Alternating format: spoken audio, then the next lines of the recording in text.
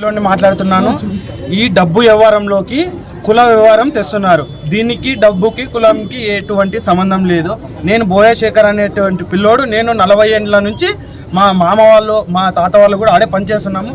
అప్పటి నుంచి అయినా సరే ఇప్పటి వరకు అయినా సరే బోయ వాళ్ళు అని మమ్మల్ని ఎప్పుడు చిన్న చూపు చూడలేదు. ఎందుకంటే ఇప్పుడు కూడా ఓనర్ అయినటువంటి అక్క ఈయనే ఉంది, కానీ నేను ఎప్పుడు పిలిచేది అక్కనే అని పిలుస్తాను. ఇటువంటి దీంట్లోకి బోయ కులస్తులు అన్నీ వచ్చినారు, ఐక్యమత ఉంది.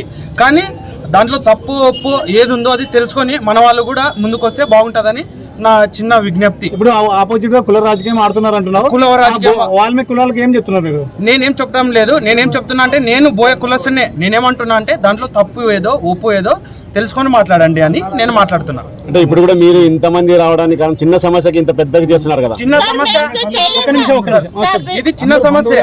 ఇది ఎప్పుడు జరిగింది? ఆదివారం జరిగింది.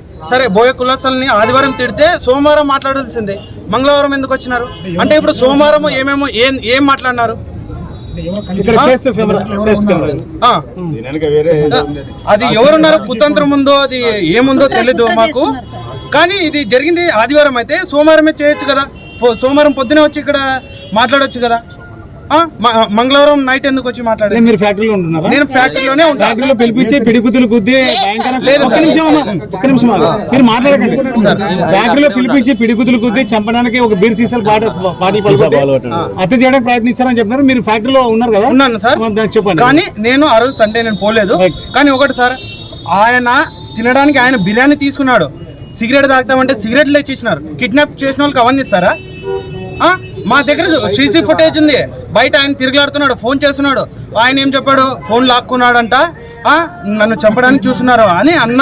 చంపడానికి చూసే వాళ్ళు ఆయన ఎక్కడో గదిలో బంధించి చేశారు. బయట ఇచ్చి ఆయనకి ఫోన్ ఇచ్చి ఫ్రీడమ్ ఇచ్చి ఆయన తినడానికి తిండి ఇచ్చి తాగడానికి సిగరెట్లు ఇచ్చి ఇవన్నీ చేసే కిడ్నాప్ అవుతుందా సార్?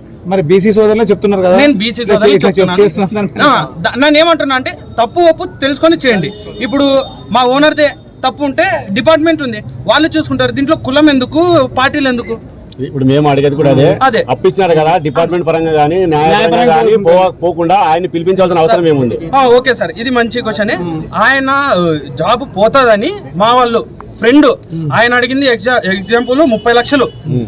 ఆయన 30 లక్షలు అడిగితే నా దగ్గర లేవు అంత అమౌంట్, నా దగ్గర ఉంది కాస్త కోస్త ఉడతా సాయం అనుకొని 5 లక్షలు ఇచ్చినాడు సార్. ఫోన్ చేసిన వెంటనే డబ్బులు ఇచ్చినాడు. అంటే ఇప్పుడు బోయోలని అంత తిట్టేవాడు అయితే 5 లక్షలు బోయోనికి ఎందుకు ఇస్తాడు సార్? బోయోకి ఎందుకు ఇస్తాడు? నమ్మినాడు కాబట్టి. బోయోడు పక్కకు పోతే పక్కన ఆయన పక్కన ఉంటే వరుస పెట్టి పిలుస్తాడు, కానీ బోయ కులస్తుడు అని దూరం పెట్టింది లేదు మా ఓనర్. నా పేరు బోయశేఖర్. నేను ఎండిబెల్ ఫ్యాక్టరీలోని 15 ఏళ్ళ నుంచి ఉన్నాను మేస్త్రి. మా మామ వాళ్ళు కూడా 40-50 ఏళ్ళ నుంచి అక్కడనే పనిచేస్తున్నాం మేము.